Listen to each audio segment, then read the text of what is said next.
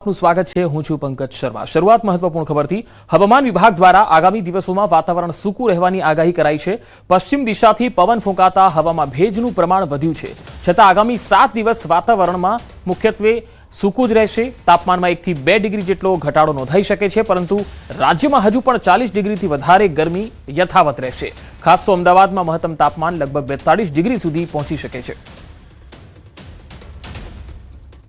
30 अप्रैल से लेकर 6 मई तक इसमें मौसम आमतौर पर शुष्क हो जाने का पूर्वानुमान दिया गया है और जो उच्चतम अधिकतम तापमान है इसमें कोई बड़ा बदलाव नहीं रहेगा अगले 7 दिन तक, लेकिन थोड़ा सा टेम्परेचर मतलब कम होने का संभावना रहेगा। अहमदाबाद का जो पूर्वानुमान है अगले 24 घंटा के लिए मेनली क्लियर स्काई रहेगा। जो अधिकतम तापमान है 42 डिग्री सेंटीग्रेड के आसपास रहने का संभावना रहेगा। 2 દિવસ બાદ ગરમીમાંથી રાહત મળી શકે છે। રાહત પશ્ચિમ વિક્ષેપના અસરથી ગરમીમાં આ રાહત મળવાની છે।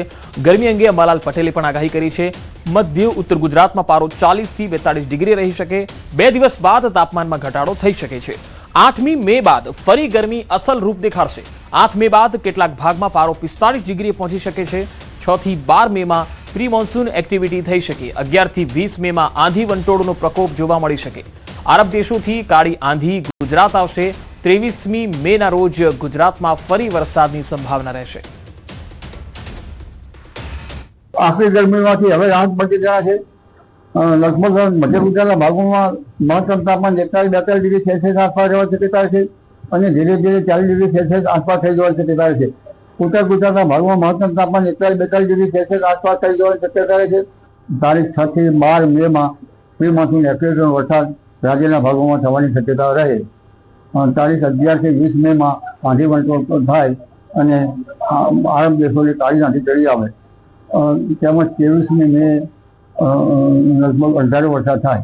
15 મે બાદ અરબ સાગર પણ સક્રિય થાય અને બંગાળ ઉપસાગર પણ સક્રિય થવાની શક્યતા રહે। 15 મે બાદ કાંઠાના ભાગોમાં ભારે હલચલ જોવા મળશે। અરબ સાગર, બંગાળનો ઉપસાગર સક્રિય થાય અને 17 મે થી જૂનના પ્રારંભમાં બંગાળ ઉપસાગરમાં ચક્રવાત રહેશે। આ વખતે અરબ સાગર વધુ સક્રિય થઈ શકે। 8 જૂન બાદ અરબ સાગર વધુ સક્રિય રહેશે। અરબ સાગરમાં પણ ચક્રવાત રહી શકે છે। 17 મે થી જૂનની શરૂઆત સુધીમાં બંગાળ ઉપસાગરમાં ચક્રવાત બનવાની શક્યતા રહેશે અને આ વખતે અરબ સાગર વધુ સક્રિય રહેવાની શક્યતા રહેશે। જૂન સુધીમાં તો અને 8 જૂન બાદ અરબ સાગર વધારે સક્રિય રહેશે અને અરબ સાગરમાં પણ ચક્રવાત થવાની શક્યતા રહે। 28 મે સુધીમાં અંદમાન નિકોબાર ટાપુ પર વરસાદ। 28 મે થી 1 જૂન સુધી દેશમાં ચોમાસું દસ્તક દઈ શકે। 28મી મે થી દક્ષિણ ભારતમાં ચોમાસું બેસી શકે।